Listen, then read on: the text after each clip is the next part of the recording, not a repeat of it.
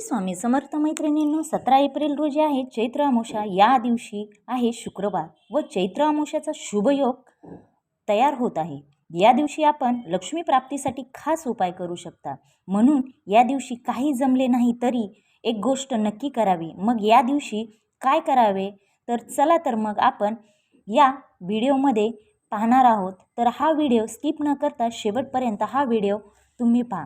चैत्र अमावस्या ही कशासाठी आहे, तर पितरांच्या शांतीसाठी व पितृदोष निवारण्यासाठी वरदान दिलेले आहे, मानले गेलेले आहे। या दिवशी केलेल्या उपायाने घरातील दरिद्रता दूर होऊन सुख समृद्धी ही येते। हा उपाय खूप फलदायी आहे।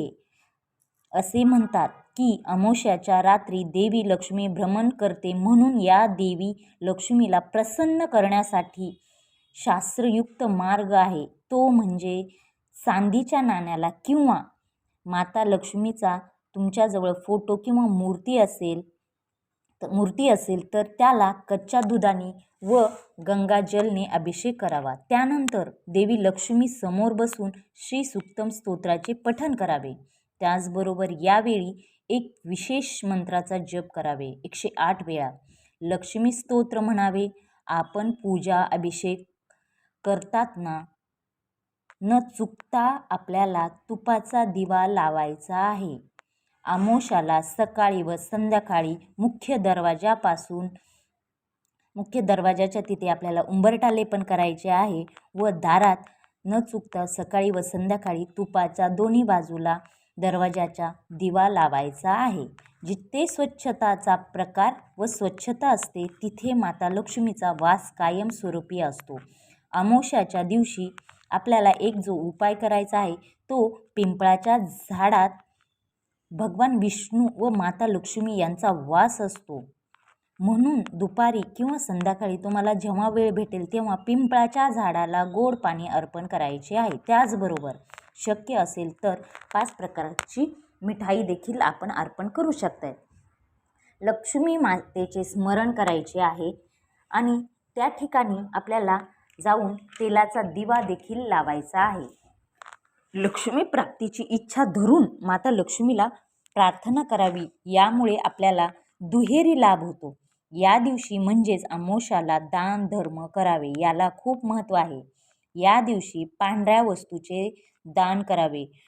तांदूळ, दूध, गाईचे अशा प्रकारे दान करावे। त्याचबरोबर गाईला आपण दूध पोळी खाऊ घालावी, यामुळे कुंडलीतील ग्रहदोष शांत होतात व धनाचे मार्ग मोकळे होतात असे म्हणतात। चैत्र अमावस्या म्हणले की तिजोरीसाठी सुद्धा खास उपाय केले जातात। यापैकी हा एक उपाय करावा। अमावस्याच्या दिवशी 5 गोमती चक्र किंवा 5 कवड्या लाल रंगाच्या घेऊन त्यावर केशर व हळदीचा टिळा लावावा। ते लाल कपड्यामध्ये बांधून आपल्या तिजोरी किंवा लॉकरमध्ये पैशाच्या ठिकाणी, व्यवसायाच्या ठिकाणी ही पोटली ठेवू शकता। हा साधा व सोपा उपाय आहे, आपल्याला दुप्पट लाभ होऊ शकतो। अमावस्याला घरात कटकटी करू नये। या दिवशी कोणाला उधार देऊ नये आणि मांसाहार टाळा। शांत व आनंदी ठिकाणीच माता लक्ष्मीचे आगमन होत असते। चैत्र अमावस्या ही पितरांसाठी व पितृदोष निवारण्यासाठी असते। पितरांचा आशीर्वाद शिवाय जीवनात प्रगती नाही, कठीण असते। म्हणून यासाठी चैत्र अमावस्याला आणखीन एक गोष्ट करू शकतात, ती म्हणजे पिंपळाच्या झाडाखाली मोहरीच्या तेलाचा दिवा लावावा। कसा करावा हा उपाय? साधारण संध्याकाळी 6:30 ते 8च्या दरम्यान एका मातीच्या दिव्यामध्ये आपल्याला मोहरीचे तेल टाकायचे आहे, त्यात थोडे काळे तीळ टाकायचे आहेत व शुद्ध पाणी घ्यावे।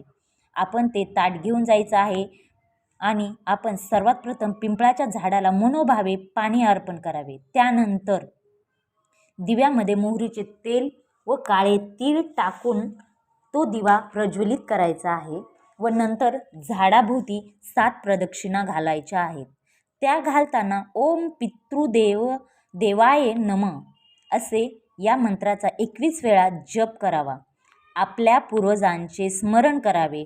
यामुळे पिढ्यानपिढ्या चालत आलेला पितृदोष असेल आपला तर तो 99% नाहीसा होऊ शकतो. आपली चांगली भक्ती शक्ती असेल तर नक्की ईश्वरी कृपा देखील होते. म्हणूनच येत्या चैत्र अमावस्याला आपण न चुकता जी पितरांसाठीची आहे अमावस्या, जे तुम्हाला 3 उपाय सांगितलेले आहेत धन वृद्धीसाठी, लक्ष्मी प्राप्तीसाठी आणि घरातील दोष निवारण्यासाठी, त्याचबरोबर पितृदोष लागलेला असेल तो जाण्यासाठीचा हा जो उपाय आहे हा तुम्ही मैत्रिणींनो नक्की करा. याचा तुम्हाला नक्की लाभ भेटेल.